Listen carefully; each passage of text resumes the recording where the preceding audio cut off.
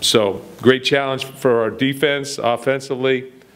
A little bit like us in the forms that they're a multiple front team, 4-3 base team, quarters coverage a little bit, a lot, and good players on that side of the ball as well. 2 all Big Ten defensive linemen. They're #1 in the conference in against the rush, and so it's going to be a challenge to stay balanced against them. Second team all Big Ten linebacker, and I think their specialists are good as well.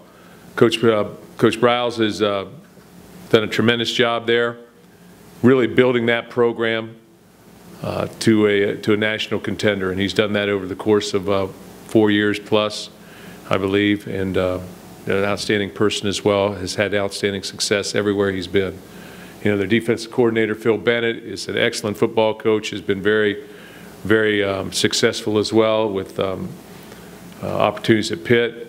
I know he was the defensive coordinator for Bill Snyder at K-State. He was a head football coach as well, and now having a lot of success at Baylor. So very excited about the challenge. The Cotton Bowl in itself is, I think, is a tremendous venue. Dallas is always one of the premier places you want to go when you're a coach in this business. When they have the coaching convention in Dallas, in the city of Dallas, it's one of the best conventions around.